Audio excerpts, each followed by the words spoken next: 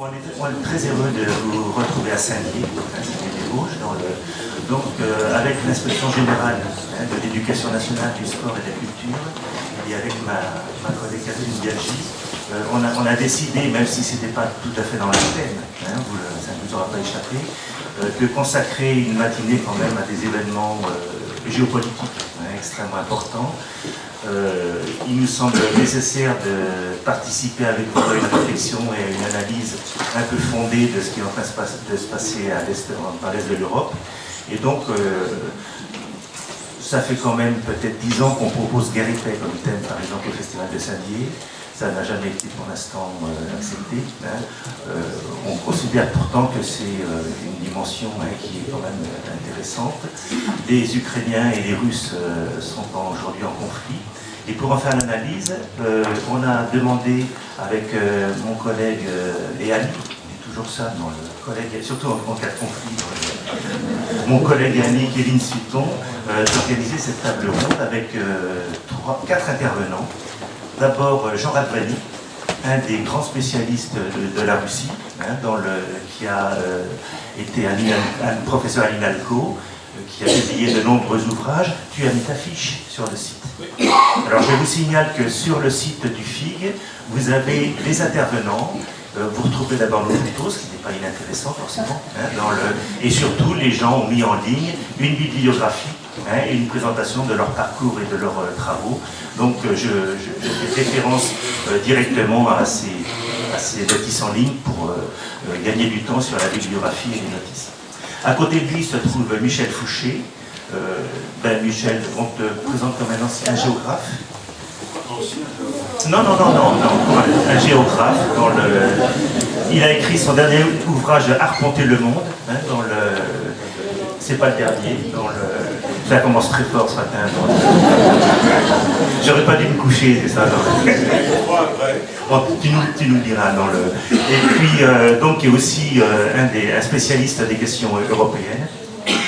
À côté de lui se trouve Pascal Orsier, donc professeur dans l'académie de Nice, et qui collabore avec Michel à une production cartographique, un certain nombre d'atlas, et qui viendra aussi témoigner avec. On a demandé, vas-y. Donc Laetitia Rouault, professeure d'histoire-géographie, et j'ai rejoint l'équipe d'inspection de l'Académie de Versailles en février dernier. Voilà. Elle est donc maintenant IPR à l'Académie de Versailles. Et surtout, ce qui est intéressant pour sa présence aujourd'hui, c'est qu'ils ont travaillé à la demande de la rectrice. Ils ont créé un groupe de travail sur la question de l'évaluation de ce qu'on pouvait enseigner ou pas sur le conflit avec des élèves aujourd'hui. Et je pense qu'ils nous apporteront leur témoignage. Donc on va vers une dimension à la fois scientifique et une dimension didactique et pédagogique. Alors Kevin, je te passe le relais. Oui, merci Laurent, bonjour à toutes et tous. Alors en effet, l'ambition que l'on a avec cette table ronde, c'est d'aborder un sujet qui questionne beaucoup nos élèves. Je vais dire nos élèves, mais aussi nos étudiants. Questionne et est l'objet de nombreuses inquiétudes. L'objectif que l'on a à travers cette table ronde, avec cette rencontre entre chercheurs, entre enseignants, c'est-à-dire entre différents praticiens de la géographie, c'est de pouvoir, durant cette heure et demie, pouvoir nous poser, prendre un peu de recul face à cet enchaînement d'événements. Il n'y a pas une semaine où il n'y a pas des rebondissements, où il n'y a pas justement une parole dans les médias de multiples experts. La question qu'on voulait poser, c'est comment la géographie dans toutes ses dimensions, la dimension bien sûr recherche, la dimension enseignée, peut contribuer à une meilleure compréhension, un meilleur éclairage de nos élèves, de la société, de ce qui se passe en Europe. Et à travers cette question du conflit en Ukraine, on va aussi aborder cette dimension des dynamiques en Europe. Quelle recomposition? Qu'est-ce que cela signifie? Avec, j'allais dire, un impératif intellectuel, celui de l'importance de la recontextualisation. Recontextualisation temporelle, bien entendu, mais aussi spatiale. Et là, l'analyse géographique a justement peut-être beaucoup à apporter à travers cette mobilisation des échelles de temps, les temporalités, des échelles d'espace. Et sans plus attendre, nous avons demandé à nos deux premiers intervenants, donc Jean Radvani et Michel Fouché, pour introduire ce temps d'échange, de se prêter à un petit jeu, c'est-à-dire de choisir chacun 1 à 2 cartes pour introduire ce sujet. 1 à 2 cartes comme des petits févrés pour pouvoir nous conduire dans l'objet derrière de nos échanges. Et donc je laisse tout de suite la parole à Jean Radvani pour sa carte. Bonjour à tous. Vous avez sous les yeux donc ce titre, Une guerre russe en Ukraine. Je pense que c'est juste, c'est-à-dire que c'est la Russie qui agresse l'Ukraine et les combats sont des combats en Ukraine du fait de l'armée russe. 2 dates qui n'en sont pas. Plus exactement, 24 février, c'est clair, c'est le début de l'agression russe contre l'Ukraine. Beaucoup considèrent que ce n'est pas le début de la guerre en réalité, et que cette guerre a commencé en fait en 2014, en avril 2014, avec un certain nombre de combats qui commencent dans le Donbass et qui pratiquement n'ont pas cessé depuis, avec pratiquement des morts toutes les semaines. Pas de date de fin naturellement, puisqu'on est en cours de ce conflit. La carte que j'ai choisie, c'est celle-ci. C'est une carte. Toutes les cartes que j'ai utilisées, comme celle de Michel d'ailleurs, je crois, sont sur le net. C'est-à-dire que voilà, si vous en avez besoin, c'est pas la peine de me les demander, vous les trouvez. Alors peut-être qu'il faut chercher en russe, en anglais, en français, ça c'est variable, mais celle-là elle est en anglais. Je m'en excuse, mais voilà. C'est une carte de la composition du territoire ukrainien à l'époque soviétique, essentiellement sous Staline, sauf l'adjonction, la dernière adjonction, 1954, la Crimée, cédée par Khrouchtchev de la Fédération de Russie à la République d'Ukraine. Il y a plusieurs façons de commenter une carte. Les géographes savent bien ça. Et alors, il y a une question qu'on peut se poser, c'est que voulait Staline? Pourquoi Staline a choisi de composer l'Ukraine, si je puis dire, de cette façon? Je pense que, sans trop simplifier, je pense qu'il y a 2 principes qui ont régi ces décisions. Il y a un principe que j'appellerais impérial, même si évidemment, de son temps, c'est pas comme ça qu'il l'exprimait.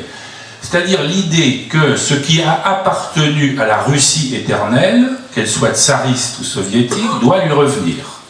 Et par conséquent, il reprend des territoires en jaune sur la Pologne, la Galicie, entre autres, qui sont territoires ukrainiens, où on parle ukrainien, mais qui ont appartenu pendant des siècles à la Pologne.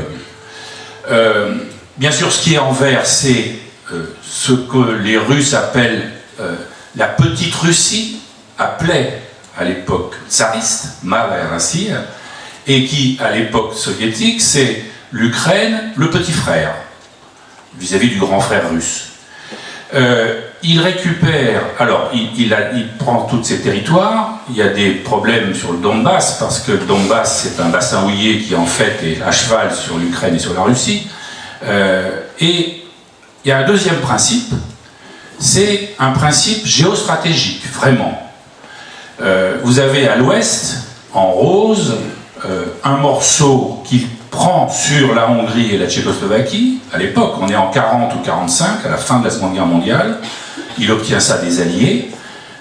Et là, il s'agit vraiment de géographie et de géostratégie. En même temps qu'au sud-ouest, vous voyez un petit secteur qui est en brun, qui est pris sur la Roumanie, qui a été alliée de Hitler. Il récupère une partie des Carpates, il récupère en particulier les cols qui vont lui permettre de contrôler les flux stratégiques vers l'Europe du sud-est. Et au sud, vous voyez là aussi, sud-ouest, pas la Crimée, mais à l'ouest, là aussi un petit secteur marron qu'il prend sur la Roumanie et qui est le Boudjak, le sud de la Moldavie en fait, qui donne à l'Ukraine, là encore c'est de la géostratégie, parce que de cette façon, l'Ukraine qui est considérée comme une république un peu, qui a été rebelle mais qui est sûre, qui est slave, il lui donne le contrôle des bouches du Danube. Autre élément géostratégique fondamental. Et puis Khrouchtchev, là aussi c'est un mélange Parce que 54, il prend une date étonnante quand même. 1654, on célèbre en 1954 le tricentenaire de ce que les soviétiques appellent le rattachement, entre guillemets, le rattachement volontaire de l'Ukraine à la Russie. Effectivement, en 1654, un chef cosaque devient l'allié des Russes. L'armée russe bat les Polonais et récupère tout ce qu'on appelle l'Ukraine de rive gauche, c'est-à-dire l'est de l'Ukraine. Donc, il prend un élément historique, on est toujours dans la propagande quand même, et on sait comment Vladimir Poutine manie l'histoire à sa façon. Mais en même temps, c'est de la géographie, parce qu'à l'époque, il n'y a pas de pont, et que tous les flux, les voies ferrées, les routes, l'électricité, l'eau, vient d'Ukraine vers la Crimée, et donc c'est un besoin géographique logique et évident. Alors après, cette carte, on peut l'interpréter je prends trois façons de l'interpréter radicalement différentes. Juste comme ça, un peu provocateur. Il y a la façon Poutine. Poutine, il regarde cette carte et il dit l'Ukraine n'existe pas. L'Ukraine, c'est un assemblage, ça a été créé par l'Union soviétique, et en fait, ça n'existe pas, il n'y a pas de nation ukrainienne, il n'est pas le seul à dire ça, il y en a d'autres qui disent ça. Au mieux, c'est une petite Russie, avec une langue qui est un russe abattardi, avec la même religion, et donc, voilà, ça n'existe pas. On pourrait le développer, naturellement. Deuxième façon de commenter cette carte, je dirais la façon suisse ou canadienne.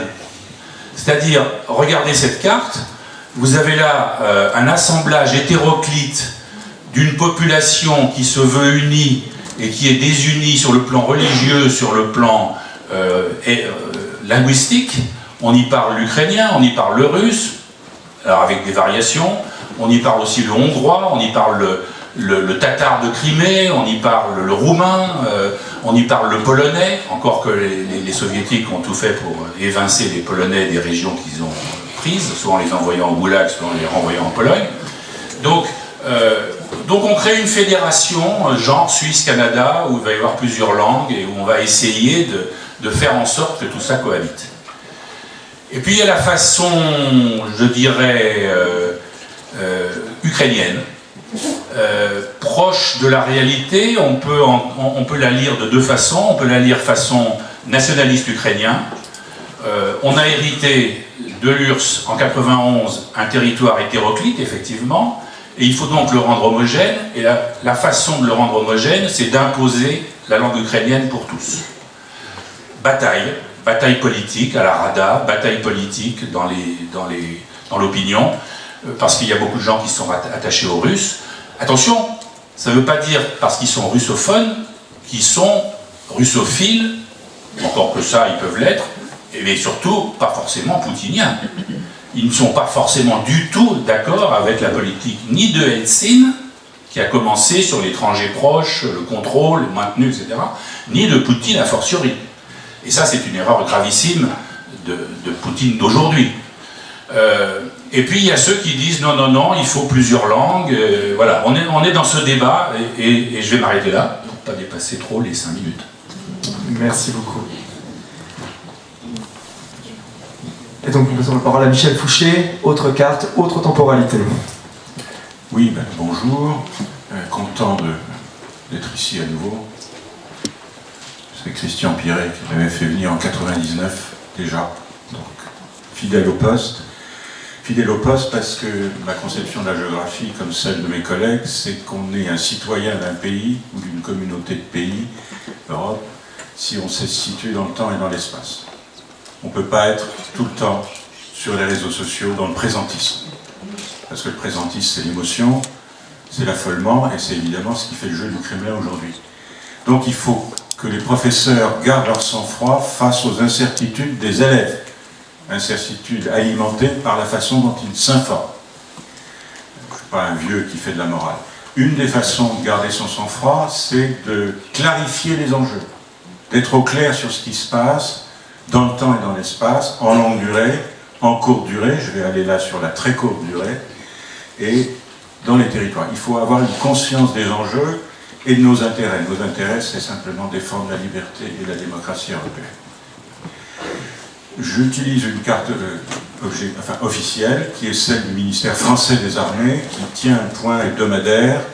Donc là, on est un peu décalé. Hein, c'est le week-end. Situation sur la période du 24 au 26 septembre 2022. C'est libre d'accès, vous pouvez l'utiliser, c'est entretenu. Il y a d'autres sources beaucoup plus précises. Je signale essentiellement la grande source américaine, Institute for the Studies of War, Institut pour l'étude de la guerre, qui commande très en détail les opérations militaires en cours. Depuis le mois de... alors vous avez à l'Est, et en Crimée, ce qui est territoire occupé par la Russie, depuis 2014 pour la Crimée et alors je ne sais pas si on voit ici, vous voyez tout ce qui est Luhansk, Donetsk, avec un trait bleu, donc tout à fait une poche à l'est, et ce qui a été conquis par l'armée russe depuis le 24 février, j'irai jusqu'à début septembre. Il y a eu cet été, soi-disant, une pause opérationnelle. Et vous avez maintenant 3 secteurs, 3 fronts, si vous voulez, qui sont des fronts de reconquête par les forces armées ukrainiennes,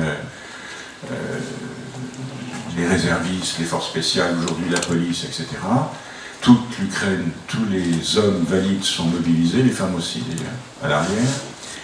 Ce sont les 3 fronts de reconquête. Donc ce qui se passe depuis un mois, exactement depuis le 6 septembre, c'est des percées des forces armées ukrainiennes équipées d'armements occidentaux, à 70% américains. Il y a aussi des canons César français. Il y a du matériel polonais, allemand, danois, suédois, etc. Du renseignement britannique. Il y a un objectif, une manœuvre en cours pour repousser les forces ennemies et pénétrer au cœur des forces, mais là où se trouvent les structures de commandement et les nœuds logistiques. Quand on étudie les guerres, malheureusement on ne fait pas ça tous les jours, on se rend compte que les zones les plus critiques, ce sont les carrefours de route ou d'autoroute. Et en ce qui concerne l'Ukraine orientale, les nœuds logistiques ferroviaires, parce que toute la logistique de l'armée russe, pas seulement d'ailleurs, est fondée sur l'utilisation des voies ferrées. Et donc, les forces armées ukrainiennes, grâce au renseignement américain, sont capables en ce moment de cibler les nœuds ferroviaires pour couper l'approvisionnement qui vient du nord de la Russie vers le sud. Donc vous voyez, il y a des éléments, si vous voulez, enfin, en fait, les infrastructures, il n'y a pas que les forces en face, il y a aussi des objectifs territoriaux autour des infrastructures. Alors hier, autour du point 2, je ne vais pas entrer trop dans les détails, voilà, il y a eu une avancée décisive en direction d'une ville qui s'appelle Liman. Les forces russes ont été encerclées, donc on récupère du matériel, du renseignement, des munitions, et une prochaine étape sera une autre ville qui n'est pas sur la carte, s'appelle Statovo, qui est le nœud logistique central pour la partie nord-est de l'Ukraine, s'appelle l'oblast de Luhansk, comme vous voulez. Il semble que le président russe, qui semble-t-il dirige maintenant directement les opérations, avec toute la part donc d'erreurs possibles ou de mauvaises informations, parce que je ne suis pas sûr qu'on fasse toujours remonter les fausses. C'est très difficile d'être un mauvais messager, que ce soit diplomate ou général, parce que vous risquez sous Staline votre vie, sous Poutine la mise à l'écart. Mais pour autant qu'il y ait de l'information, il semble qu'aujourd'hui la stratégie russe soit de se concentrer sur le sud, c'est-à-dire de tenir toute la région qui a été conquise à partir du 24, permettant de faire le lien terrestre entre l'enclave du Donetsk et la Crimée, avec l'enjeu, c'est le point 3, de la centrale, la plus grande centrale nucléaire d'Europe, avec 6 réacteurs. On a appris hier que le directeur de la centrale, l'Ukrainien, avait été arrêté. Et l'idée, c'est de mettre la structure russe Rosatom à la tête de ceci, de cette centrale, pour alimenter la Crimée, le réseau russe. Donc là, il y a un enjeu, et de faire reconnaître par l'Agence internationale de l'énergie atomique, qui a des techniciens sur place, le fait que c'est sous contrôle russe. Donc il y a une bataille juridique en cours aussi de ce côté-là. Alors qu'est-ce qui va se passer? Moi, j'en sais rien. Mais quand on ne sait pas, on lit les bons auteurs, comme Karl von Clausewitz. Et Clausewitz dit deux choses. Je m'excuse pour ceux qui ont déjà entendu cette phrase, mais il y a des vérités qui sont bonnes à rappeler. D'abord, les forces morales l'emportent sur les forces physiques. Les forces morales, elles sont du côté ukrainien. Ils défendent leur nation, ils défendent leur émancipation, ils défendent leur décolonisation par rapport à un empire. Pour ça que j'ai écrit un livre qui s'appelle « Une guerre coloniale en Europe ». Et les forces physiques étaient jusqu'à maintenant favorables aux Russes, notamment la supériorité en hommes, c'est plus le cas. Vous avez 150 000 de chaque côté pour l'instant, la mobilisation n'est pas encore faite. Et d'ailleurs, ça va être une mobilisation assez curieuse, parce qu'on va avoir une armée dans quelques semaines composite, avec des contractuels, des réservistes qui ne sont pas formés, des conscrits et des mercenaires. Et comme les chaînes de commandement marchent mal, parce qu'il n'y a pas de grade intermédiaire dans l'armée russe, ça va être assez chaotique. Donc les forces morales ne sont certainement pas du côté de la Russie. Il y a encore une supériorité en matière d'artillerie, de capacité de bombardement, équilibrée par les livraisons d'artillerie à longue portée. Voilà. Et Clausewitz dit quelque chose d'autre qui est très important à propos de la victoire, parce que la victoire c'est quelque chose de politique. Je vais terminer là-dessus. Celui qui gagne, c'est celui qui ne perd pas. C'est exactement la situation dans laquelle on est. Il y a un point de bascule depuis le mois de septembre, c'est-à-dire que l'Ukraine ne perd plus. Elle regagne du territoire sans dire qu'elle gagne. Donc face à ce recul de plusieurs milliers de kilomètres carrés en quelques semaines, le chef du Kremlin a organisé cette grand-messe il y a 2 jours pour faire croire qu'il y avait victoire et que ses objectifs avaient été atteints, alors qu'il sait très bien que ce n'est pas le cas. Donc ça veut dire qu'il y a un mécontentement interne, il y a certainement des critiques masquées dans les élites dirigeantes. D'ailleurs, je suis frappé par la réaction du président ukrainien, qui dit qu'il ne négociera qu'avec un autre président russe. C'est comme s'il appelait à une révolution de palais. C'est ça le message. Et puis, et là je reviens aux élèves, un discours à la salle Saint-Georges du Kremlin qui n'a jamais été aussi violent à l'égard des Occidentaux, c'est-à-dire de nous-mêmes, ce que le Kremlin appelle l'Occident collectif. On en fait partie, puisque nous sommes en fait en déclin, nous sommes dépravés, nous avons perdu les vraies valeurs européennes, etc., etc. Mais si vous voulez, quelquefois, il faut laisser les gens aller dans le mur et penser faux. Mais il y a des menaces. Et ça peut affoler tout le monde. Donc il faut garder son sang-froid par une étude lucide, claire, objective, des réalités en cours.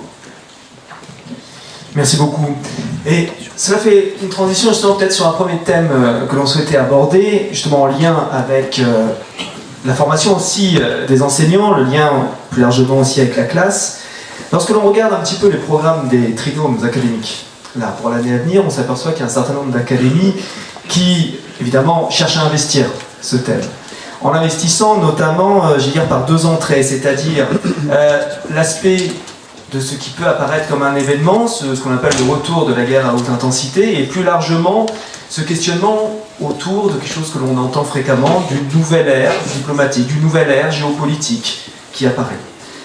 Nous aimerions avoir un peu votre regard sur cette notion de nouvelle ère et justement peut-être de la discuter. Je vais commencer. Je crois que ce qui est assez important et à discuter, c'est de quelle guerre parle-t-on ? Qui se bat et contre qui ? Alors, sur le terrain, c'est clair. Sur le terrain, les Russes ont agressé avec le sentiment, on le sait par des écoutes, dans les premiers jours, ils pensaient que l'armée ukrainienne allait s'effondrer. Il pensait qu'une majorité de la population ukrainienne soit serait neutre, soit même applaudirait et accueillerait les soldats russes pour renverser le gouvernement dont Poutine disait que c'était un gouvernement néo-nazi, fasciste, etc. Ce qui fait partie d'une longue propagande soviétique et russe de l'utilisation de ces termes, nazis, fascistes, à l'encontre de tous les ennemis de l'URSS et de la Russie d'aujourd'hui. Donc une guerre russo-ukrainienne, incontestablement, et en même temps, très rapidement, alors d'une part il y a l'échec de cette stratégie russe, de la guerre éclair, qui devait prendre Kiev et renverser le gouvernement actuel en quelques jours. Ça ne s'est pas produit.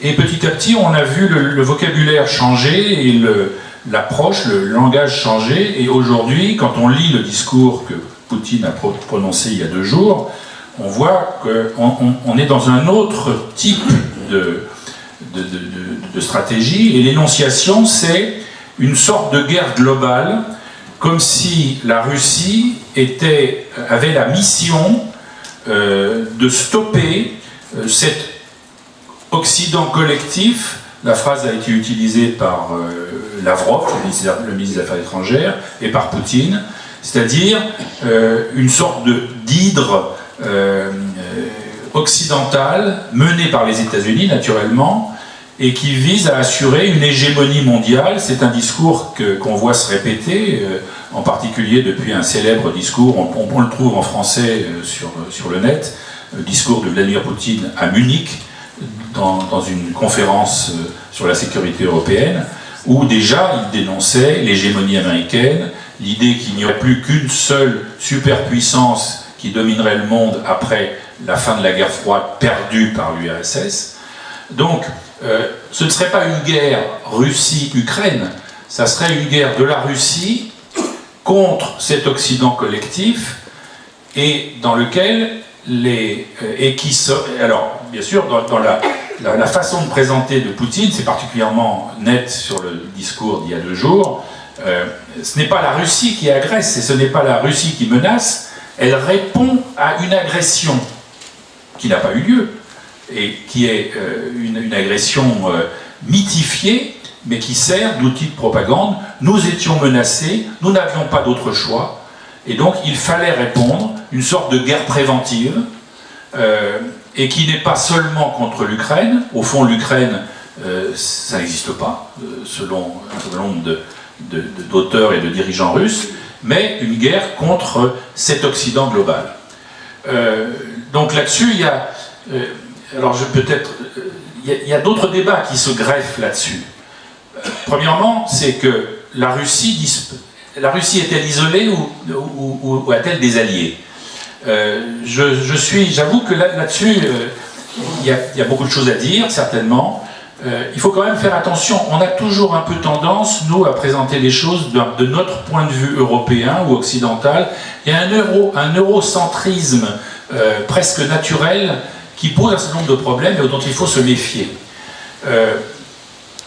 On peut regarder, il y a des cartes sur les votes à l'ONU, des sanctions.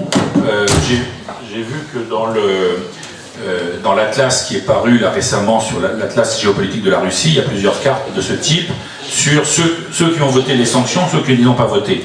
Et effectivement, on se rend compte qu'une grande partie du monde n'a pas voté. Alors, en général, ils sont contre l'agression, ils considèrent que cette agression n'est pas une bonne chose, mais ils n'ont pas voté les sanctions, et ils continuent d'avoir des relations avec la Russie, en dépit de pressions extrêmement fortes des États-Unis sur chacun des pays. Pressions qui peuvent être aussi économiques, commerciales, etc. Et puis par le biais du dollar. Et donc, il y a cette question. Alors bien sûr, la Russie a organisé depuis des années un certain nombre de systèmes d'alliances. Il y a le groupe de Shanghai avec la Chine, il a été rejoint par l'Inde, par le Pakistan. Il y a les BRICS, ce qu'on appelle les BRICS, c'est-à-dire Brésil, Russie, Inde, Chine, Afrique du Sud. Donc un certain nombre de systèmes d'alliances qui fonctionnent, ils se rencontrent régulièrement, ils ont des échanges. Ça ne veut pas dire, on sait, il y a eu deux réunions importantes, une réunion à Pékin où manifestement les Chinois ont été avertis par Poutine de ce qu'il allait faire.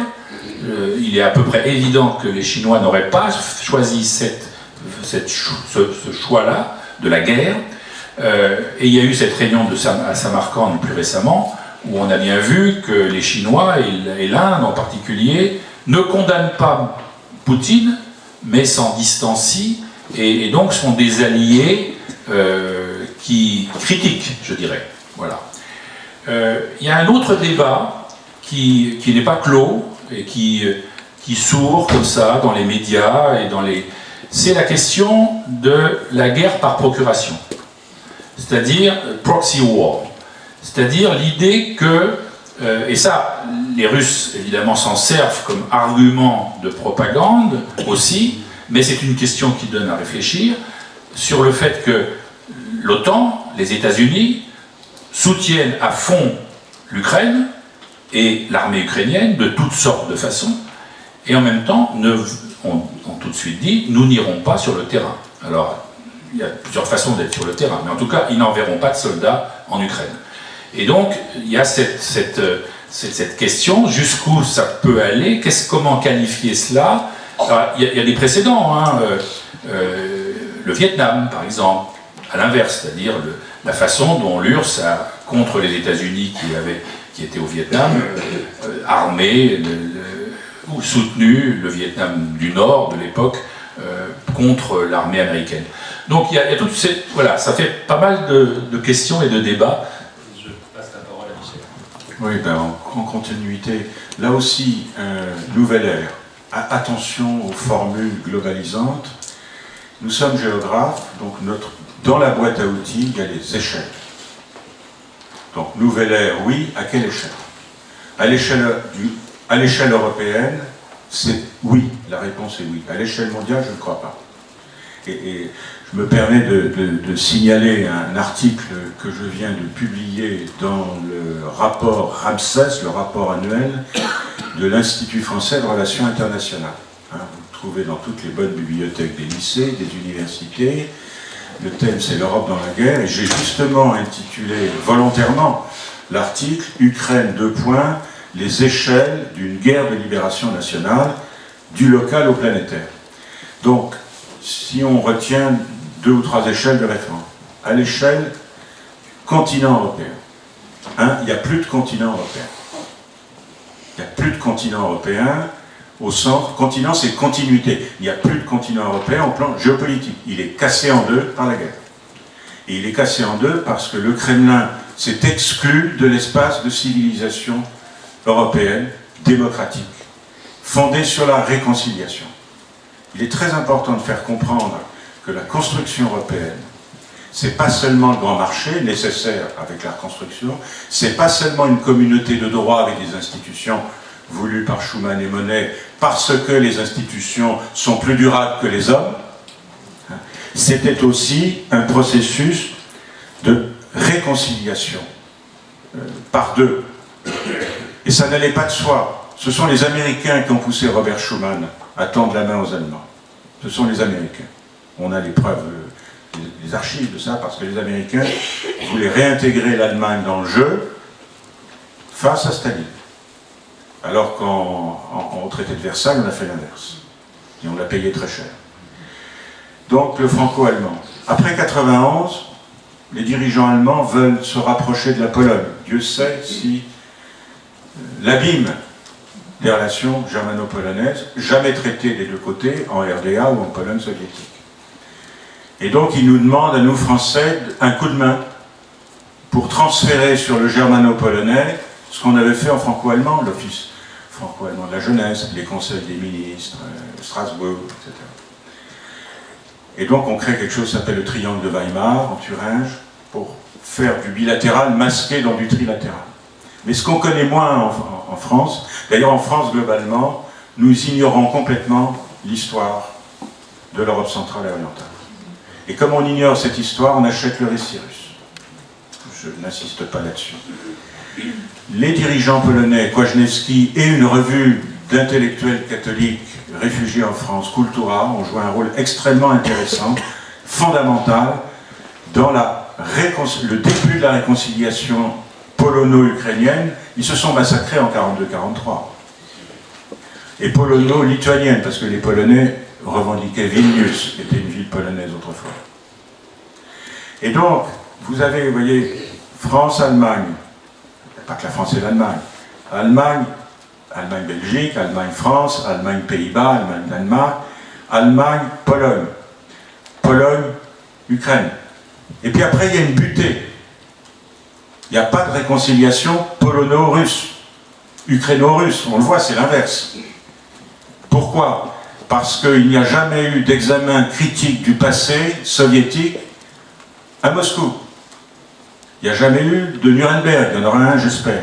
Il n'y a jamais eu cet examen critique qui est la condition préalable à la réconciliation. Donc ça, c'est le premier élément. Donc, exclusion de la Russie pour l'instant. Deuxièmement, le tabou du plus jamais ça. Hein, l'autre base de la construction européenne, c'est plus jamais la guerre entre nous. Alors, il y a eu la Yougoslavie, mais c'était une guerre fratricide, si j'ose dire, locale, tragique, mais contenue. On l'a contenue, on a su l'arrêter.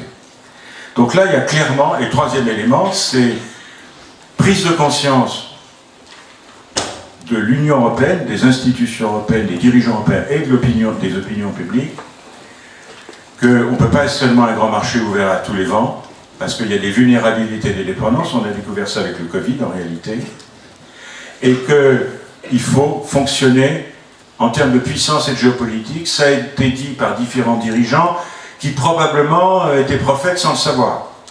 Ursula von der Leyen, commission géopolitique. Joseph Borrell, il faut parler le langage de la puissance. Discours de Macron, septembre 2017 à la Sorbonne, entre parenthèses, le rôle des universités pour faire passer des messages nouveaux. Souveraineté européenne. Quand Macron parle de ça, il ne se rend pas du tout compte de la pertinence de ce qu'il dit. Non mais c'est pas une critique, hein. Des fois on dit des choses extrêmement justes, on en ignore la portée. Et une fois et l'unité européenne. Donc l'Union européenne est renforcée de cela. À l'échelle mondiale, le fait central, c'est la montée en puissance de la Chine. En 91, les PNB de l'Union soviétique et de la Chine étaient les mêmes. Aujourd'hui, c'est 1 à 10. Alors, Pékin et Moscou ont le même adversaire, les États-Unis, encore que le rapport de la Chine et des États-Unis est complexe, parce que c'est un rapport d'admiration. Comment un pays, à la si courte histoire, est-il devenu aussi puissant? Les Chinois ne comprennent pas la puissance américaine. Donc ils limitent, ils envoient leurs enfants là-bas, et ils l'envient, et ils la rivalisent. Hein, tout ça, c'est compliqué.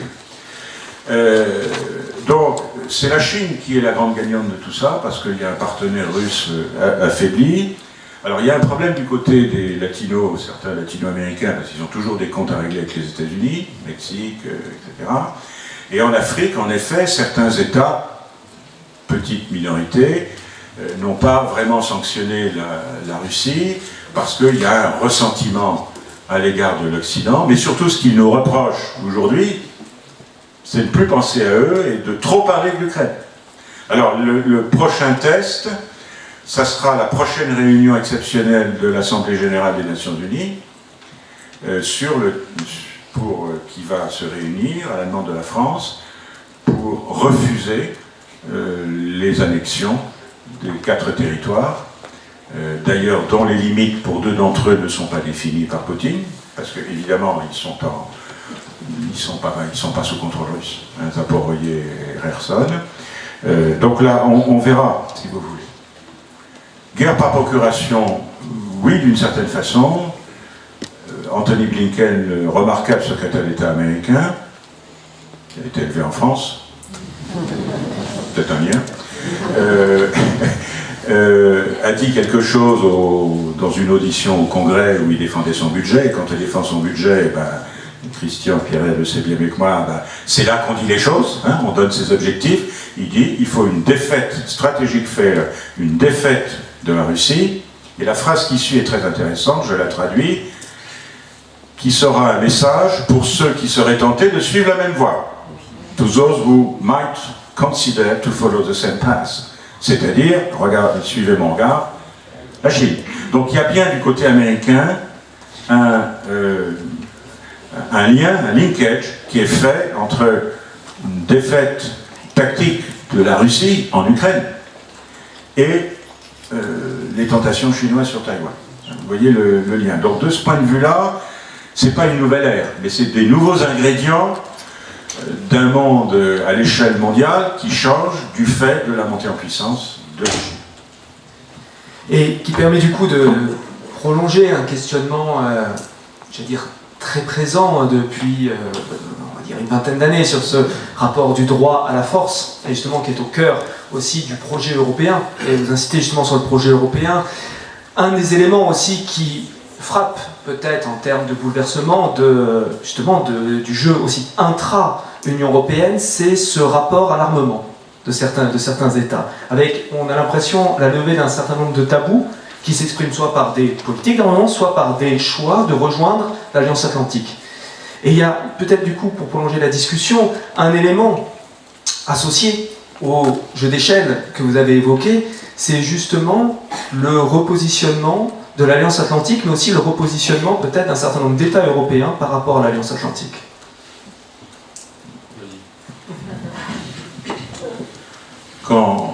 Quand l'archevêque de Strasbourg, Monseigneur Luc Ravel, était aumônier des armées et que j'étais à l'IHEDN, il nous a fait un jour une conférence sur les questions d'armement avec cette phrase adaptée: « Science sans conscience n'est que ruine de l'arme ». C'était ça le petit air interpellatif. Nous sommes des marchands de canons en Europe et en concurrence. C'est pour ça que je ne crois pas du tout à une Europe de la défense organisée, parce qu'on se heurte à ce que j'appelle l'orgueil des ingénieurs. Vous avez un exemple récent avec la vente des sous-marins australiens, des sous-marins français en Australie, contestés par les firmes concurrentes allemandes qui ont déposé des recours en justice. On n'en parle pas parce qu'on est gentil, mais... Et ensuite par nos chers amis britanniques qui ont convaincu les Américains de changer tout ça. Et d'ailleurs c'est un jeu de dupes parce que les Américains ne livreront jamais de sous-marins nucléaires à l'Australie. Jamais. Ils ne peuvent pas livrer leur technologie. Donc voilà, mais c'est un message à l'égard de la Chine. Donc nous sommes exportateurs d'armes et souvent notre politique étrangère est très influencée par ces nécessités économiques, parce que c'est l'exportation des Rafales qui permet de financer les acquisitions de l'armée de l'air française dans les mêmes équipements. Il y a un lien en période de contraintes budgétaires entre les exportations et les équipements des armées. Et d'ailleurs, on est en fait très sous-équipé. On va livrer, là, ça a été décidé, le nouveau canon César. Alors, canon César, c'est quelque chose qui tire à 75 km dans un ciblage de quelques centaines de mètres. C'est très très précis. C'était des canons qu'on devait livrer au Danemark. Et donc on va prélever, on n'a pas de stock si vous voulez limiter, on va à un accord entre l'Ukraine, le Danemark et la France, ça date d'hier ça. Donc on va livrer les canons. On ne livre pas beaucoup, d'ailleurs la France n'est qu'au 11e rang du soutien militaire en équipement à l'Ukraine. On est très prudent. En réalité, les États-Unis, c'est 70% des équipements. Mais c'est 70% des équipements de l'OTAN. C'est le même pourcentage. Après, c'est les Anglais et les Polonais. Nous, on vient loin derrière. Prudence, mais nous avons quand même une politique extérieure marquée par des parts de marché. C'est comme ça qu'on a soutenu l'Arabie Saoudite contre le Yémen, ou qu'on est installé avec 2 bases militaires à Abu Dhabi. Pourquoi pas, c'était leur demande, mais vous voyez, il y a des liens. Donc là, ce secteur-là, c'est très très compliqué de savoir si les projets communs, par exemple l'avion du futur, le SCAF, qui est franco-germano-espagnol, sera maintenu ou pas. Quand les Allemands annoncent un effort de défense exceptionnel de 100 milliards d'euros, la première décision, c'est d'acheter des F-35 américain, parce que c'est ça ce qui permet d'emporter du matériel.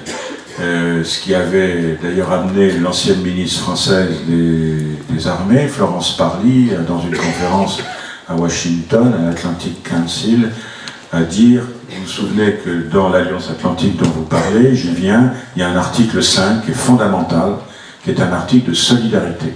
C'est-à-dire, si un État est agressé, l'Estonie, la Lettonie, c'est comme si la France ou l'Allemagne étaient agressées. Ça ne s'est jamais appliqué une seule fois.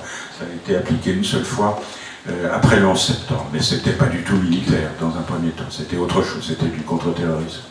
Et donc elle avait dit, l'article 5 de l'Alliance n'est pas l'article F-35. Mais c'est là qu'on est. Et les industries de défense américaines sont en train de mettre la main sur les nouveaux budgets de la défense en Europe. Donc, l'Europe de la défense vue de Washington, ça n'existe pas, c'est un complément. Alors l'OTAN, ça c'est autre chose. L'OTAN, le président de la République, que je cite là encore lucidement, avait dit que l'OTAN était en mort cérébrale. Il avait dit ça en anglais, brain dead, à l'Économiste. Et là, l'OTAN est une structure qui se cherchait et qui retrouve sa vocation première. Du coup, certains États neutres, comme la Finlande et la Suède, n'ont pas le choix. Elles sortent de leur neutralité, elles sont en train de... Alors la Finlande, c'est un vrai changement. La Suède, Pascal le sait aussi bien que moi, était longtemps au bord de la Baltique. La Suède était déjà très très liée aux États-Unis pour surveiller la Baltique. Hein. Comme la Suisse neutre aussi, qui travaille la main dans la main avec les États-Unis sur les questions de défense. La Finlande, c'est autre chose, parce que la Finlande a été une partie de l'Empire russe au 19e et peut se sentir directement menacée par la rhétorique de reconstitution du monde russe selon les frontières maximales de l'Empire du Tsar. Donc ça, c'est un vrai changement. Donc là aussi, l'Union européenne renforcée au plan politique et géopolitique, l'OTAN reprend une raison d'être. Alors tout ça, on va le payer. On va le payer en étant obligé de répondre aux exigences américaines d'un alignement de la politique extérieure de l'Europe dans une obsession anti-chinoise. Souveraineté incomplète des Européens. Alors vous abordez justement l'espace baltique.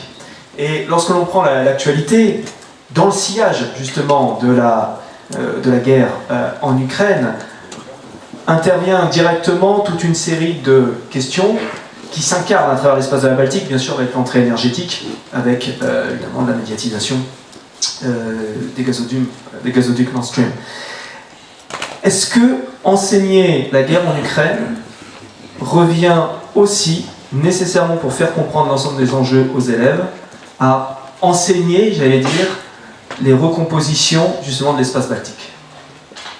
Et là on en arrive du coup évidemment à la question des emboîtements des échelles pour appréhender avec les élèves la compréhension des événements géopolitiques. C'est évident que l'Ukraine fait partie d'un ensemble plus vaste, de plusieurs ensembles en fait. L'Ukraine, c'est une partie de l'Europe orientale, grosso modo, à part les Carpates, c'est une vaste plaine qui fait partie à la fois d'un continuum de plaines qui va depuis l'Allemagne, la Pologne, jusqu'à la Volga, avec un certain nombre d'axes stratégiques fondamentaux est-ouest, qui ont été utilisés par de multiples invasions, y compris au XXe siècle, et qui en même temps sont des axes stratégiques de transport qui ont servi les gazoducs soviétiques qui passaient par l'Ukraine. Je rappelle que c'était une des données des batailles des années 90, 60-70% du gaz russe allant vers l'Union européenne passait par l'Ukraine. Et donc avec une possibilité sur laquelle les Ukrainiens ont beaucoup joué pendant des années, ils étaient à la fois acquéreurs de gaz russe, site de transit pour le gaz russe vers l'Union européenne, et ils ont essayé de monnayer cette situation en essayant d'obtenir le plus possible, et du côté de l'Union européenne vers laquelle ils lorgnaient, et du côté russe avec lesquels ils avaient des relations économiques très importantes. En même temps, il y a une autre variable de ce carrefour qui est nord-sud cette fois-ci, c'est-à-dire l'isthme. C'est un isthme assez large, mais quand même, entre la mer Baltique au nord et la mer Noire au sud, et qui est lui aussi utilisé depuis de longue date au fondement de la Russe de Kiev. Il y a des chefs, des princes varegs scandinaves qui petit à petit ont pénétré vers le sud, venant de Scandinavie, pour faire du commerce entre les richesses, les denrées qu'on pouvait trouver dans le nord et sur la Baltique, avec les voies auxquelles on pouvait s'ouvrir vers la mer Noire, avec le monde méditerranéen, le Proche-Orient, etc. Donc c'est un grand carrefour. Ça a à la fois des avantages en termes d'infrastructures, de stratégie. Les Chinois ont beaucoup investi en Ukraine dans une de leurs variantes de la nouvelle route de la soie et des projets chinois de liaison transcontinentale. Ça a aussi des inconvénients parce que ça signifie des rivalités, des heurts de civilisation entre le monde catholique qui pénètre en Pologne et qui va jusqu'à une partie de l'Ukraine, les uniates qui sont des chrétiens orientaux qui acceptent la tutelle du Vatican, et au sud le monde musulman, les Tatars de Crimée, le Khanat de Crimée jusqu'à Catherine II, et à l'est le monde orthodoxe est divisé. Donc oui, c'est très important, et ces questions anciennes, ces questions, je crois qu'effectivement aux élèves on peut essayer de montrer que à la fois ce sont l'Ukraine se trouve à un carrefour qui joue depuis l'Antiquité, le Haut Moyen-Âge, et qui continue de jouer aujourd'hui, qui constitue à la fois un carrefour stratégique et un point de rupture, parce que c'est pas tout à fait un hasard, c'est intéressant. Brzezinski, un des conseillers américains, avait dit la chose suivante, il avait dit, c'est dans le grand échiquier, la Russie avec l'Ukraine, la Russie sans l'Ukraine n'est pas un empire, la Russie avec l'Ukraine devient automatiquement, dit-il, un empire. Et donc effectivement, et pour les Russes, et pour l'Occident, les Américains, l'Ukraine est un enjeu stratégique. Et bien entendu, on regarde en même temps ce qui se passe au sud et ce qui se passe au nord. Et dans les deux cas, on est en plein dans des questions majeures d'aujourd'hui et de demain. Au nord, effectivement, c'est les États baltes et les États du pourtour de la Baltique. La Baltique, maintenant, est une mer quasiment européenne, à part deux fenêtres que sont Kaliningrad, qui posent toute une série d'enjeux, parce que c'est un territoire arraché par Staline en 1945, rattaché à la Russie. Si vous regardez sur la carte, il aurait pu faire d'autres choix. Il aurait pu la rattacher à la Lituanie. Il la rattache à la Russie, parce qu'il y a un port stratégique à l'époque, il ne l'est plus vraiment aujourd'hui, mais c'est quand même cette enclave russe au sein de l'Union européenne constitue à la fois un enjeu, une possible menace. Les Russes y installent des armes nucléaires, ont menacé longtemps et l'ont fait sans doute aujourd'hui.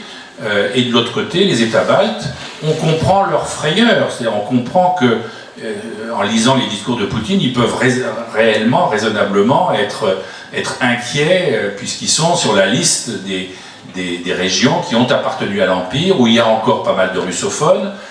Je renvoyais tout souvent mes étudiants à un film que moi je trouve formidable, qui est un film de la BBC, un docu-fiction de la BBC, qui s'appelle In the War Room, dans la chambre de guerre. On le trouve sur Internet, qui raconte comment, à partir d'incidents dans une communauté russophone, je ne sais plus, d'Estonie, s'enclenche un mécanisme qui va jusqu'à la guerre nucléaire dans le film. Alors c'est une fiction, mais qui est jouée par que des acteurs réels de ces situations. C'est-à-dire qu'ils ont pris comme acteurs, la BBC, des ministres, d'anciens ministres de la Défense, d'anciens diplomates anglais, qui viennent discuter, qui sont partie prenante d'une sorte de jeu de guerre fictionnel. Voilà. Et donc il y a ça, et il y a effectivement ce que Michel a dit à propos de la Finlande et de la Suède. Et au sud, il y a la mer Noire, avec la Turquie de l'autre côté, Turquie d'Erdogan. Alors bien sûr, rien n'est simple, parce que l'année prochaine il y a des élections, mais Erdogan qui est lui aussi a le vent en poupe sur plusieurs terrains. Dès 2014, il a clairement dit à Poutine: nous défendons les Tatars de Crimée et nous défendrons l'autonomie et la souveraineté ukrainienne sur la Crimée, parce qu'il considère qu'il y a plus de risques pour sa communauté tatare avec les Russes, intégrés en Russie, qu'intégrés en Ukraine. Et donc il a eu de ce point de vue-là un discours absolument clair et constant. Bien qu'il soit allié de Poutine, et sur bien des plans on a pu le vérifier, mais sur ce plan-là, il a soutenu la Crimée ukrainienne et l'Ukraine en général, avec de nombreuses rencontres, y compris avec Zelensky. Mais il y a une autre carte qui n'est pas très éloignée, c'est la carte Caucase d'Erdogan, avec le récent mini-guerre, mais vrai, entre l'Arménie et l'Azerbaïdjan, et on voit se dessiner une autre voie stratégique qui relierait tout le monde turc, un des vieux rêves des panturquistes, entre la Turquie actuelle, à travers l'Arménie, vers l'Azerbaïdjan, et au-delà de la Caspienne, le monde turcophone d'Asie centrale. Donc effectivement, je crois que c'est intéressant d'essayer de montrer ces enjeux, parce que c'est des enjeux qui sont dans l'actualité. Et donc on peut facilement voilà, les relier.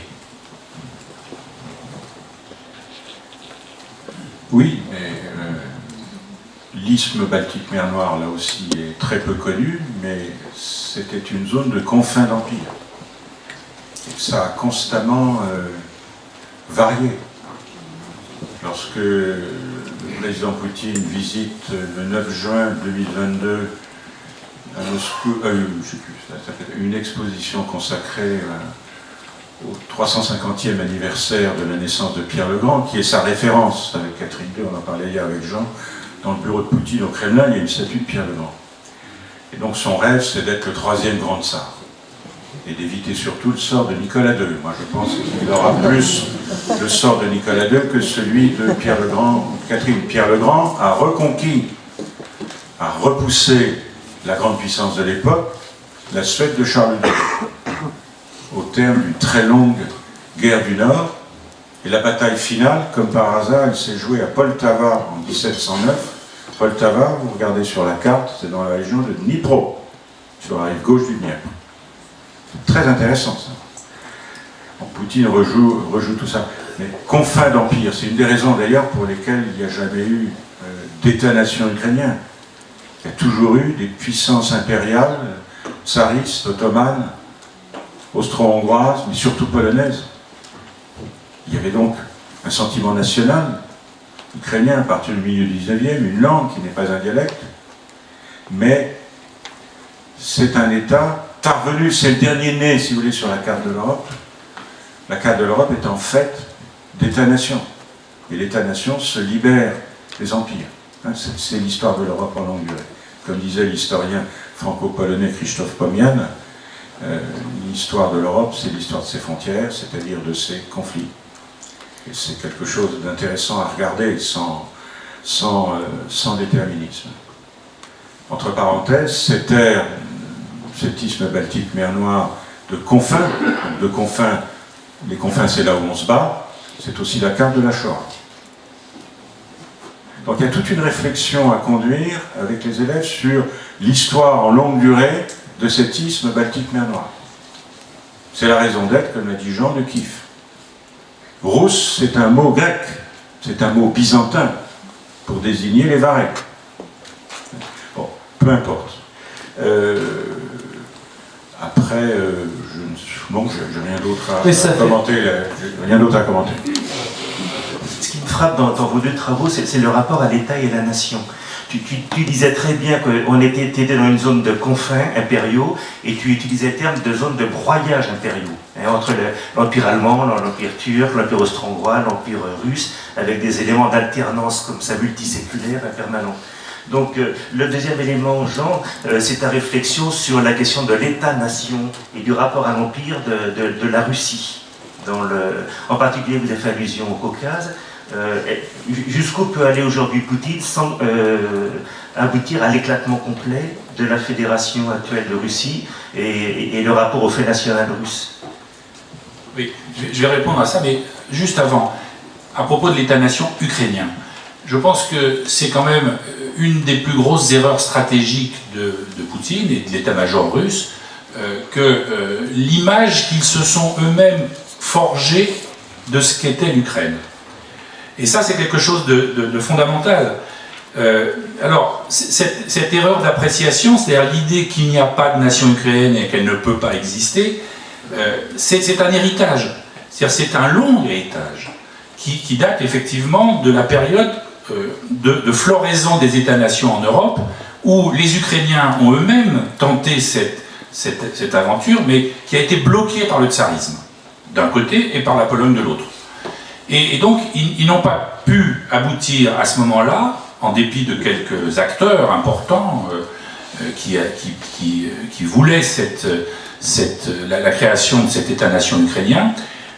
Et ensuite, les Russes, à l'époque soviétique, c'était le petit frère, mais c'était pas un vrai État, une république fédérée avec peu de droits réels, et toujours soumise aux contraintes du stalinisme et ensuite du brejnevisme.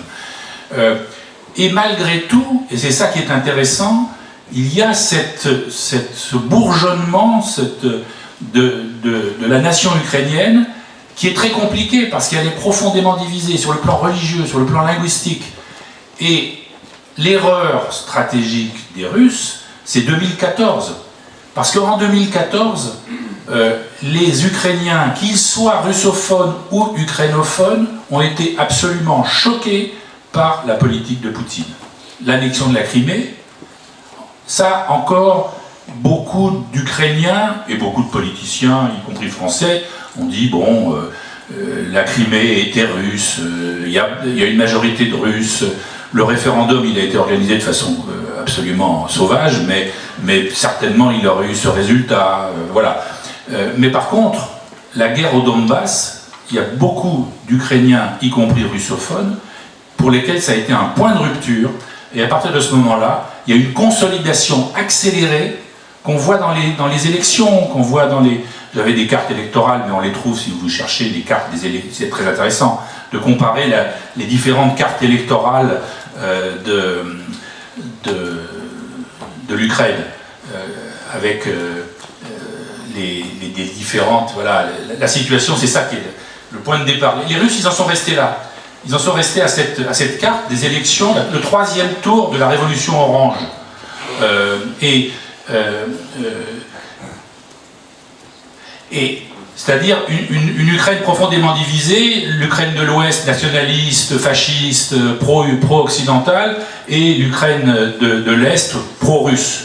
Alors qu'en réalité, c'est pas tout à fait ça. Même Yanukovych est un pro-russe qui maintient des relations, qui essaye de faire... Donc, voilà, je crois que c'est très important. Côté russe, alors pour répondre à la question de Laurent, effectivement, selon la façon dont les choses peuvent évoluer, il y a des fragilités internes à la Russie qui pour l'instant sont sous couvercle, sont bloquées, mais qu'on voit apparaître par différents... Il faut quand même bien se rendre compte que dans toutes ces dernières années, en particulier depuis 2012, quand il revient au pouvoir, Vladimir Poutine, il est parti dans une dérive autoritaire sur tous les plans. La verticale du pouvoir, sur le plan démocratique, avec mise au pas des partis, des médias, etc., etc. Il restait quelques petits médias, mais des niches libres. Mise au pas des régions, très important. Prise de contrôle total sur les administrations régionales, quelles qu'elles soient, les régions russes et les républiques nationales.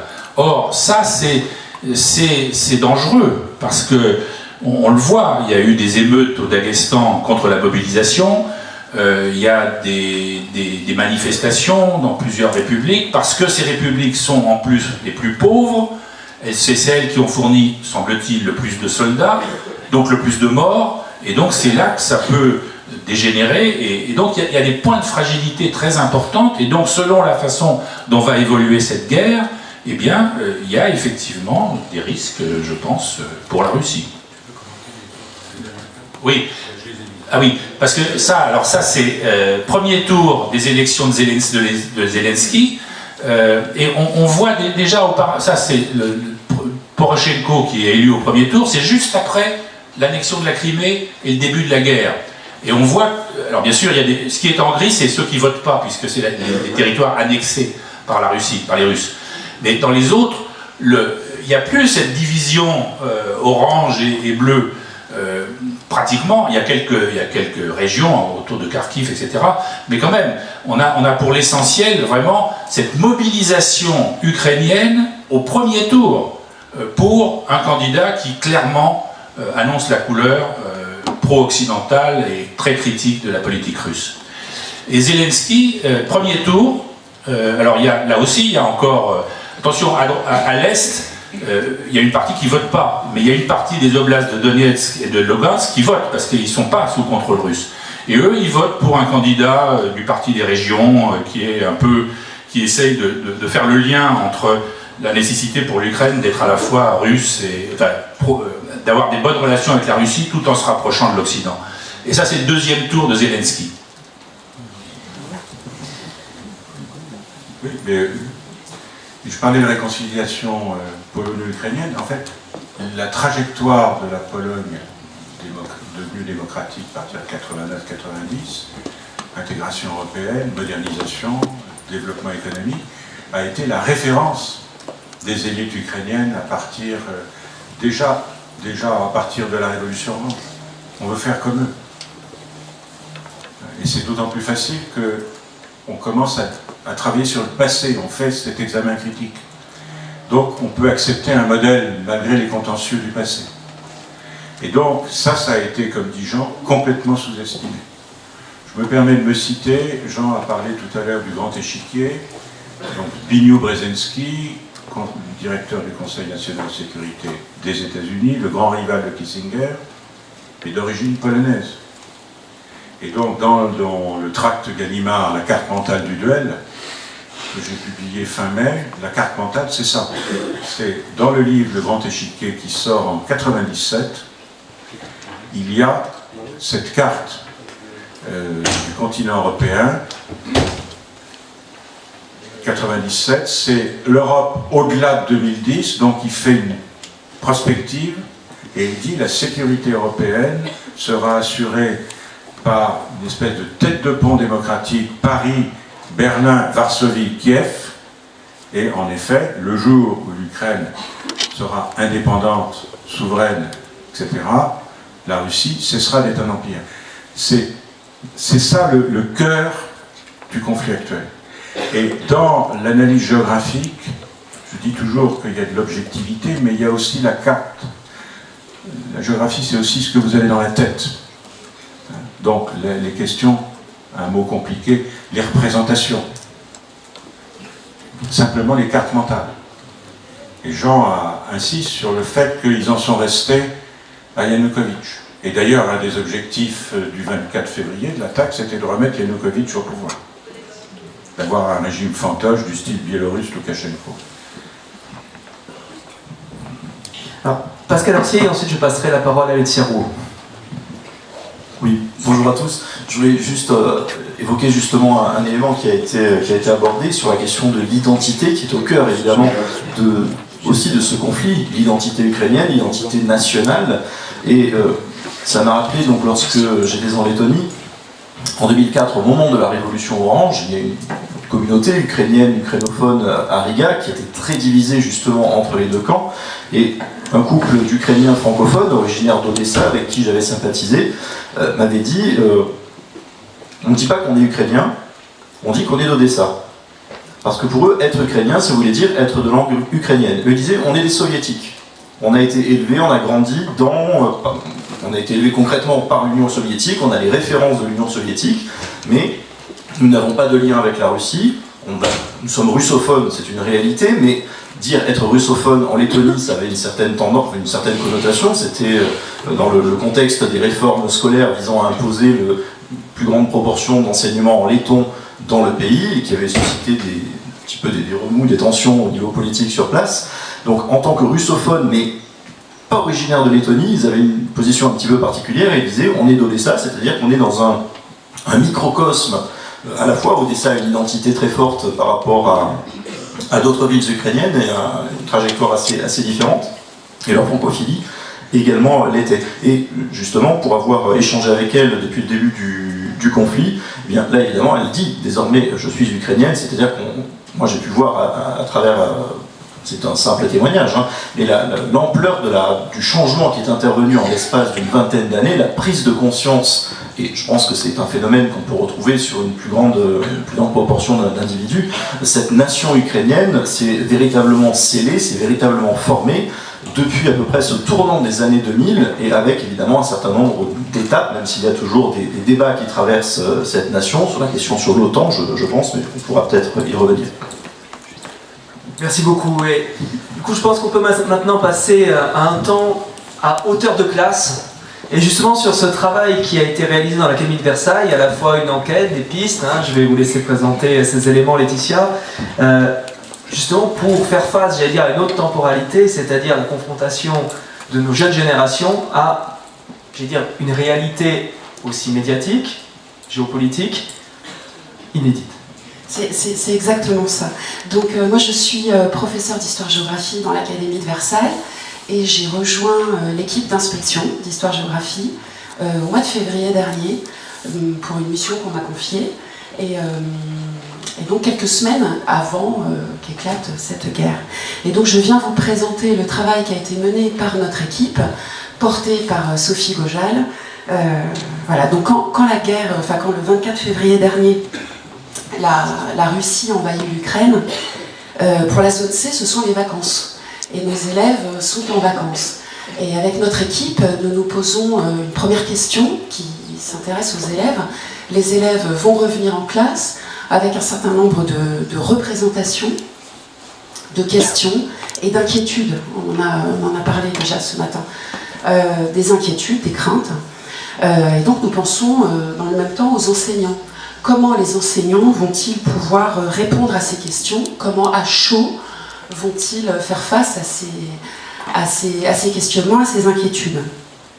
Et la troisième question que nous nous sommes posée et qui a guidé notre travail, c'est comment accompagner au mieux donc, les équipes enseignantes, le professeur d'histoire-géographie, comment répondre aux besoins de formation qui seront formulés. Donc c'est ce qui nous a conduit à procéder à une enquête qui a été le point de départ d'un webinaire que nous avons organisé à Sciences Po le 4 avril dernier. Pour cette enquête, nous avons reçu une soixantaine de réponses. Alors, 3 questions ont été posées aux enseignants au retour des vacances d'hiver. Donc nous sommes au tout début du mois de mars 2022. Quelles questions vous ont posées vos élèves? Quel dispositif pédagogique avez-vous mis en place pour y répondre?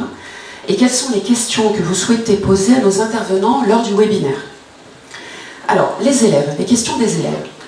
Les élèves s'interrogent tout d'abord sur les acteurs, et ce, à différentes échelles. Je relais les questions des élèves. Pourquoi les Ukrainiens ne se rendent-ils pas? Est-ce que la Russie pourrait attaquer d'autres pays? Est-ce que la France est en guerre? Ainsi, le rôle de la Russie, de la Chine, de l'Union européenne, de l'OTAN sont questionnés, mais également l'engagement de ces acteurs. On a aussi des questions intéressantes. Pourquoi la France n'intervient-elle pas plus? Et aussi, pourquoi intervient-elle? Les élèves se posent des questions sur les causes de l'invasion. Pourquoi y a-t-il la guerre en Ukraine? Et de manière sous-jacente, ils s'interrogent sur les responsabilités.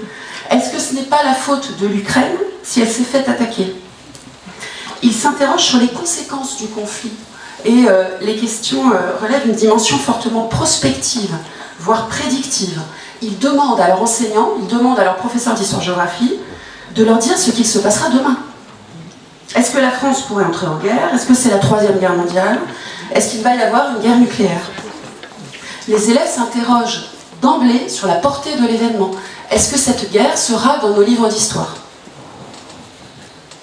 Ils s'interrogent également sur le traitement médiatique. Nous venons d'en parler. Pourquoi ne parle-t-on pas des guerres qui ont lieu ailleurs?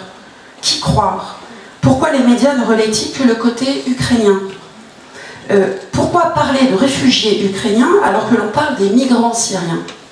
ce qui revient à questionner l'objectivité des médias. Et puis il y a les élèves qui ne posent pas de questions. Assez peu de questions, nous dit une enseignante, mais le conflit reste au cœur des discussions de couloir. Le sujet est très anxiogène, je crois que mes élèves préfèrent parler d'autre chose en classe. Mes élèves ont affirmé qu'ils préféraient continuer le cours sur la Renaissance, qui doit leur changer les idées. La deuxième partie de notre enquête est tout aussi intéressante, je trouve, puisque nous avons pu recueillir les pratiques des enseignants, les propositions pédagogiques.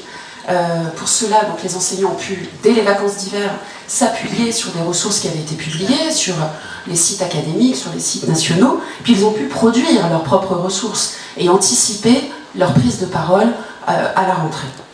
Alors, plusieurs stratégies ont été adoptées, je vous présente ces stratégies. Tout d'abord, la plupart des enseignants ont opté à la rentrée pour une séquence de questions-réponses. Et ils ont laissé, généralement dans les tout premiers jours, la parole aux élèves qui ont pu poser des questions. Ils avaient des supports cartographiques la plupart du temps pour répondre à ces questions. D'autres avaient pris le temps de concevoir un cours entier sur la guerre en Ukraine, comme en témoigne cette enseignante qui a procédé en trois étapes. Donc d'abord partir des représentations des élèves, puis une phase d'explication. Elle s'est appuyée notamment sur des articles de presse et des cartes, et elle a tenté de prendre en compte l'émotion des élèves, j'en reparlerai. Nous avons également des enseignants qui ont proposé des activités cartographiques et la construction de croquis. L'étude du conflit a pu être intégrée à la progression initiale des enseignants, et la plupart nous ont indiqué avoir fait allusion au conflit à chaque fois que cela s'y prêtait. Ce qui est très intéressant, c'est que ce conflit a été mobilisé en géographie, par exemple dans le chapitre qui porte sur les migrations, sur l'Union européenne, mais aussi en histoire, sur le chapitre qui porte sur la guerre froide, sur les relations internationales depuis 1991, également en EMC. L'EMC, c'est l'éducation morale et civique, par exemple sur le chapitre consacré à la défense ou sur le complotisme. Mais on a également des enseignants qui ont mobilisé le conflit. En terminale, l'option que nous proposons s'appelle « Droits et grands enjeux du monde contemporain ». Des enseignants ont fait référence au conflit dans cette option.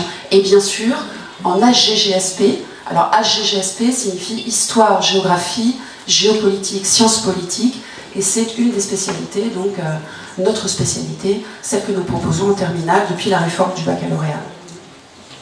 Donc toutes ces questions ont fait émerger des besoins de formation. Et bien sûr, le premier besoin qui a été formulé, c'est une très forte demande en termes d'apport scientifique, une actualisation des connaissances.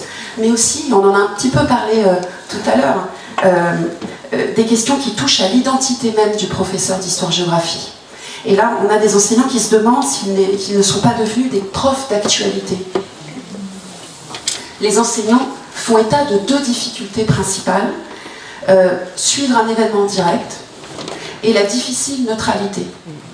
Mais aussi, les enseignants révèlent tout l'intérêt de notre matière, justement, qui auprès des élèves permet de décrypter le monde et de tenter de décrypter l'actualité. Vous l'avez dit tout à l'heure, dans ce qui concerne l'éducation aux médias et à l'information, qui occupe une part importante de nos établissements, plusieurs enseignants révèlent la difficulté d'élèves qui sont en permanence sur les réseaux sociaux, confrontés à des documents, à des témoignages auxquels eux n'ont pas accès et qui ne peuvent pas reprendre tel que dans la classe pour la commenter, pour l'analyser. Donc ça, c'est une difficulté qui est remontée. Ceci étant, de nombreux enseignants expliquent qu'on mesure toujours la grande légitimité de la parole du professeur d'histoire-géographie. Se pose la question de la gestion des émotions. Beaucoup d'angoisse. Nos élèves sont revenus en classe très angoissés à la rentrée des vacances d'hiver en mars dernier. Beaucoup d'inquiétudes.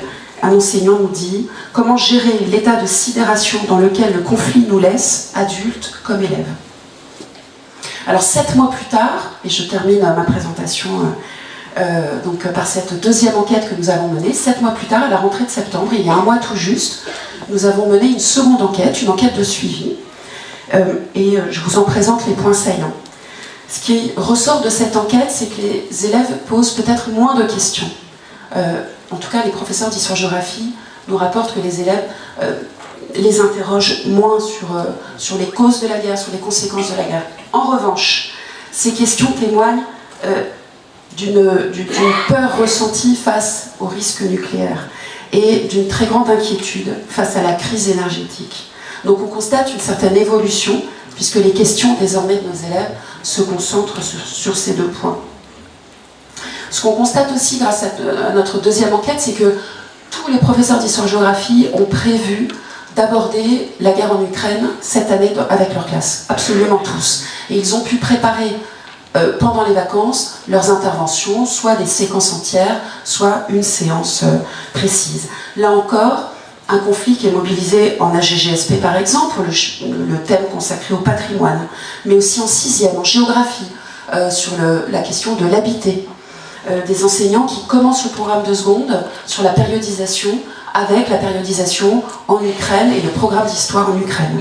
Mais aussi en EMC, tu en parlais tout à l'heure, des classes défense qui tentent de monter des projets en faisant toute sa place au conflit. Des débats, des enseignants aussi qui, en EMC, au lycée comme au collège, prévoient de faire des débats. Tous sont obligés de s'adapter au contexte. J'évoquerai les tensions autour des ressources énergétiques en 5e et en seconde, selon l'évolution de la situation cet hiver. Sur la question du traitement médiatique, des enseignants prévoient de faire un parallèle, par exemple avec la propagande et la censure pendant la Première Guerre mondiale. Ce qui est intéressant également, c'est que le travail collectif a pu être anticipé. Les professeurs d'histoire-géographie ont travaillé en équipe et de très nombreuses équipes ont adapté leur programmation, leur progression annuelle pour pouvoir traiter ensemble de cette question.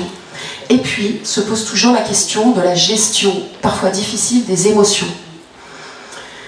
Le cours d'histoire-géographie peut être un lieu des craintes des élèves, d'expression des craintes des élèves, mettant l'enseignant face à cette difficile gestion. Et là, un des témoignages qui nous a été présenté me semble intéressant. Un enseignant nous explique qu'il a eu une démarche en 4 temps.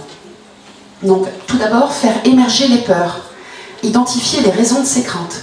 Par exemple, en étudiant un des discours récents de Vladimir Poutine ou des images qui ont été vues sur les réseaux sociaux. Deuxième étape, déconstruire les discours politiques, affirmer aux élèves qu'ils ne risquent rien et leur faire comprendre que ces discours ont pour l'objectif de terroriser l'opinion occidentale. Troisième étape, apporter suffisamment de connaissances, mettre en perspective. Et puis conclure en réaffirmant nos valeurs et le sens de la construction européenne. En conclusion, la guerre en Ukraine a fait émerger, a suscité un très grand nombre de questions auprès de nos élèves. Et même si en cette rentrée, le conflit semble susciter peut-être un petit peu moins de questions de la part des élèves, on constate que de manière symétrique, cette guerre s'inscrit davantage dans la progression des enseignants et les besoins de formation, finalement, pour terminer sur ce point-là, sont les mêmes que j'ai cités tout à l'heure. Actualisation des connaissances, apport de la recherche, gestion des émotions et la question du traitement médiatique de cette guerre.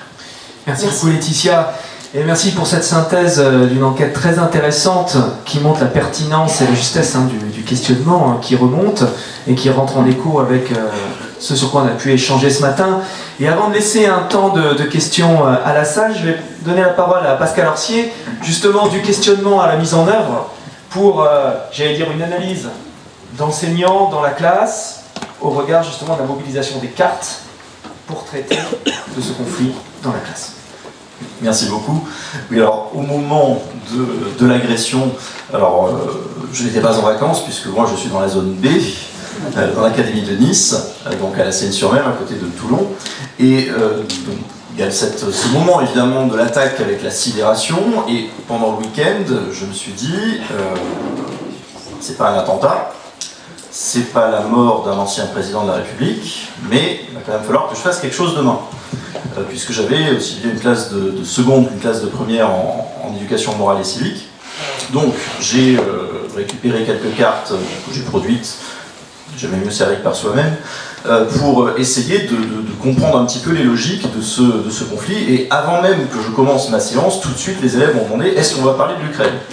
Donc dès le lundi après-midi, j'avais mon diaporama de près, j'avais ma petite présentation, et alors j'ai eu plein de questions suite à ça, alors en évoquant évidemment, en remettant un petit peu de la chronologie dans tout ça, hein, aussi bien voilà, 1919, l'échec de la construction d'un premier État ukrainien, 1991, une indépendance dans le contexte de l'effondrement soviétique, la révolution orange de 2004, l'Euromaïdan de 2014, et puis évidemment les questions des élèves qui étaient sur pourquoi, comment est-ce qu'on en est arrivé là, pourquoi maintenant, voilà, pourquoi pas il y a 5 ans, pourquoi pas dans 5 ans, etc.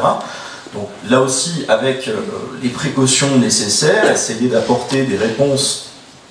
On n'est pas des voyants, on peut imaginer plusieurs scénarios, des choses comme ça. Alors la suite a été, ça s'est un petit peu bousculé, puisque donc ça c'était le lundi après-midi. Le mardi soir, 18h30, je reçois un appel sur mon portable de la secrétaire de mon lycée qui me demande de rappeler d'urgence mon proviseur en me donnant son numéro de téléphone portable directement. Il me dit: appelle-le tout de suite, c'est important. Donc je le rappelle, et là il me dit: je viens d'avoir un appel du cabinet du recteur, il voudrait que tu fasses une intervention demain en classe pour la télé. Je me dis que j'ai bien fait de travailler un petit peu le week-end quand même, je partais pas de zéro.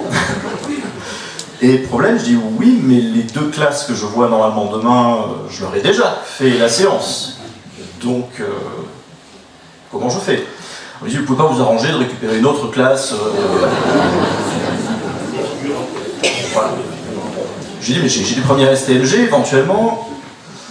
Il m'a dit: ce serait mieux si c'était une autre classe, une classe de terminale par exemple. Bon. Donc, 2-3 coups de fil pour appeler un collège. Je regarde sur l'emploi du temps, je dis: tiens, qui a des terminales demain, sur quel créneau, etc. Il m'a dit: ce serait bien à 11h. Je regarde, je sélectionne, très bien. Voilà, peux-tu me prêter ta classe, etc. T'inquiète pas, tu surveilles les liens, j'ai une activité de prévue, mise en place, etc. À 11h, l'équipe télé est là, donc ah oui, entre-temps, dans la soirée, des élèves de la classe que j'avais normalement qui me demandent: comment ça se fait que vous êtes indiqué absent la 2e heure de cours? Donc jusqu'à minuit, ça a été assez cocasse. Bon, le lendemain matin, j'ai revu un petit peu mon diaporama, j'ai ajouté de petites choses. À 11h, le début de l'intervention, donc les petits réglages avec l'équipe télé. Je m'installe dans la salle préparée pour l'occasion. Et là, un cours dans des, évidemment, conditions assez particulières, non seulement la caméra et la journaliste, mais en plus mon proviseur, ancien proviseur géo bien sûr, debout au fond de la salle contre le mur, donc, qui acquiesçait à chacun de mes mots. Donc j'avoue que c'est une situation assez inhabituelle. Et alors ce que j'ai trouvé extraordinaire, sans parler, à midi, une sirène a retenti. Là, moi je me suis arrêté, j'ai vu les regards des élèves. Simplement, c'était le premier mercredi du mois, et c'était la sirène des pompiers. Mais dans le contexte où les images tournaient en boucle, on voyait les rues de Kiev avec les sirènes qui se déclenchaient, les couvre-feux, les abris, etc. Donc là, le proviseur a dit: non, non, rassurez-vous, tout va bien, c'est normal. Bon. Et évidemment, l'idée, c'était ensuite de pouvoir exploiter un petit peu cette matière. Donc il y a eu... les élèves étaient très contents de passer à l'édition de France 3 Toulon le soir à 19h. La suite, évidemment, j'ai proposé à Géoconfluence, avec qui je travaille depuis un certain nombre d'années maintenant, un article proposant justement des documents sur cela, quelques pistes de réflexion, alors que je vais essayer d'actualiser là prochainement parce que, évidemment, les choses changent, donc il faut un petit peu la nécessité de modifier les cartes et de préciser un petit peu tout ça, puisqu'on n'a plus les mêmes données. Alors j'ai réalisé, pas plus tard que cette semaine, mardi, un petit peu en mode surprise, à ma classe de seconde, que j'ai depuis quelques semaines, j'aurais demandé de rédiger quelque chose. Je leur ai dit: ben voilà, 7 mois que le conflit ukrainien a commencé, qu'en avez-vous retenu? Quels sont les faits marquants?